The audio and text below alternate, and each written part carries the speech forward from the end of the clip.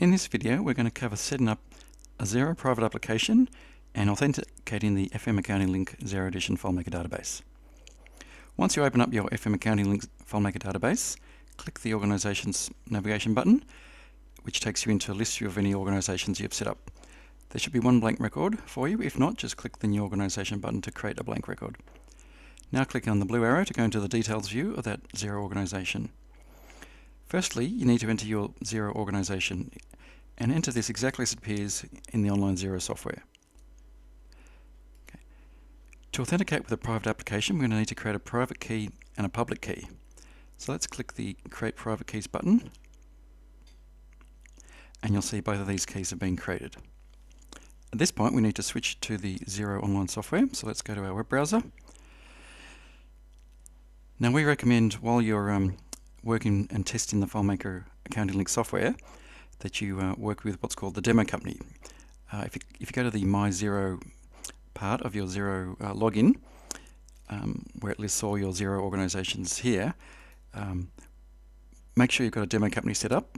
If you haven't, you can simply click the Try Demo Company link down here, and as they expire every 30 days, you might need to reset it, which you can do by clicking the Reset button over here. Once you've got your demo company set up, in a new tab, go to app.xero.com, and you can log in with the same Xero credentials if it requires you to do so. Once you're logged in, you're into the Xero Developer Center. So here we want to go to My Applications, and we're going to create a new private application. So click the Private button, and we'll give this a name. We'll call this FM Demo. And then you get a list of all your Xero organizations here. So if you're going to work with a demo company, make sure you select the demo company one here. Okay, now it requires us to paste in our, or upload our public key certificate. So we need to go back to FileMaker, click into the public key field, and we're just going to simply do a copy of the contents of that field, and we're going to paste them over here. If you're going to be using the Xero Payroll API, make sure you enable the Payroll API checkbox.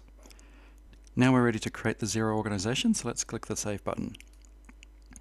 And that's going to create a Xero Private Application for us, and that was successful.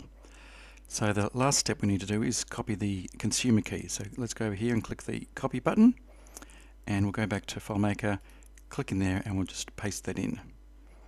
Okay, now we're ready to test that the FileMaker can authenticate with that Xero organization, so let's test it by clicking the Authenticate button. If it was successful, you'll get a dialog box saying Xero was successfully authenticated, which we did in that case. And if there were any errors, you can always check the last API call field down here for any details about the particular error and troubleshoot it from there. You'll notice Xero has returned a organization shortcode, and that's going to be useful later on for what are called deep links, which enable you to go directly to Xero contacts, invoices, etc. directly from FileMaker.